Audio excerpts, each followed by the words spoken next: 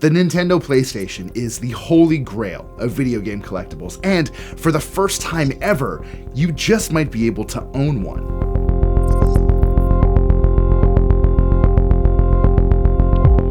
You have until March 6th to try and nab the world's only known working model at auction, and if you're watching this video on the day it was published, the current high bid for this retro prototype is over $300,000 plus a significant buyer's premium. Now that's a lot of money, easily enough to make the Nintendo PlayStation perhaps the most valuable bit of gaming memorabilia ever, but it once commanded even loftier sums.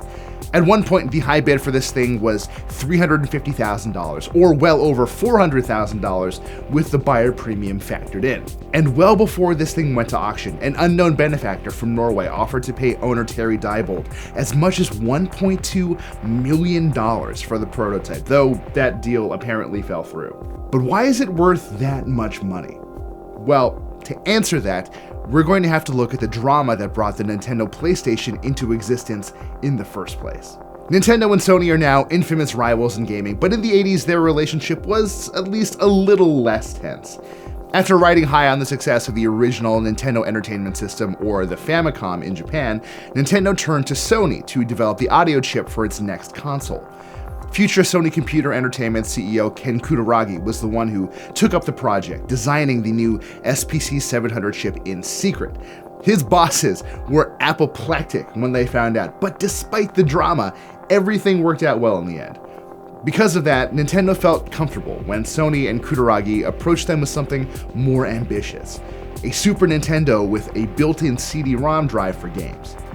Nintendo agreed, which ultimately led to work on two different products: a CD-ROM drive add-on for existing consoles and the Nintendo PlayStation itself, the hybrid console people are now trying to buy for a few $100,000. By the time CES rolled around in 1991, Sony was ready to show off its PlayStation prototypes, and as the story goes, that's when Nintendo pulled off one of the most infamous moves in gaming history. Hey Phil, if variety is the spice of life, then Philips CDI is one hot chili pepper. The very day after Sony revealed its PlayStation prototypes at CES, Nintendo announced that it was working on another CD hardware project with Philips, which would eventually become the truly awful CDI. Howard Lincoln, then just a senior vice president at Nintendo, said the company's engineers reached the, quote, conclusion that from a technical standpoint, it was better for Nintendo to work with Philips, end quote.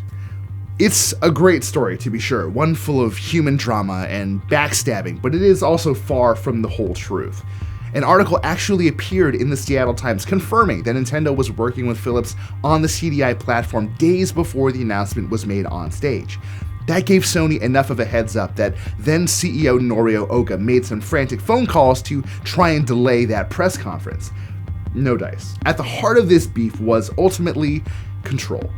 Under the terms of the agreement at the time, Sony had the right to sell and profit off of those new CD games, leaving Nintendo only the money from cartridge sales. More importantly, Sony also controlled the licensing rights for any game developed for that CD-based system, and it was hoping to lean on its other entertainment license to create some really impressive exclusive CD content.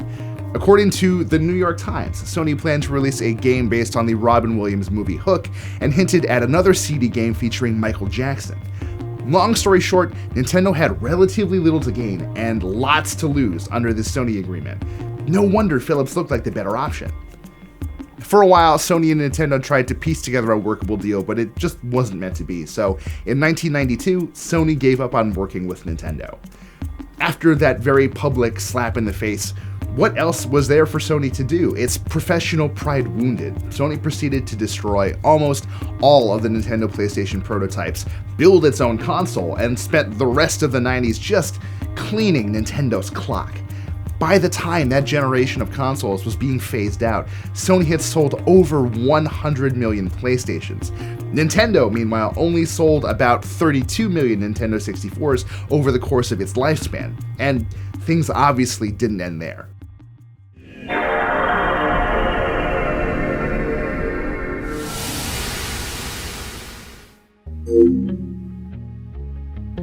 In March 2000, Sony released the PlayStation 2 in Japan, and it went on to become the single best-selling home console of all time. And really, that's what's so fascinating about this auction. People aren't just bidding on some shelved prototype or a bit of lost history, though the Nintendo PlayStation is certainly both of those things. They're bidding on a physical inflection point, a fabled bit of hardware that, had it launched, could have led gaming history down a completely different timeline. Think about it. If Nintendo and Sony were still lucrative business partners, the standalone PlayStation we know and love might never have seen the light of day. Games like Final Fantasy 7, 8, and 9, Metal Gear Solid, Resident Evil, Tomb Raider, Silent Hill, in a world where Nintendo got exactly what it really wanted from Sony, we may have never gotten to play and fall in love with these games. At the very least, if they did at some point exist, they might not resemble the masterpieces we're used to. This Nintendo PlayStation is, in other words, the foundation of a future that could have been. Now the big question is, who's going to own it?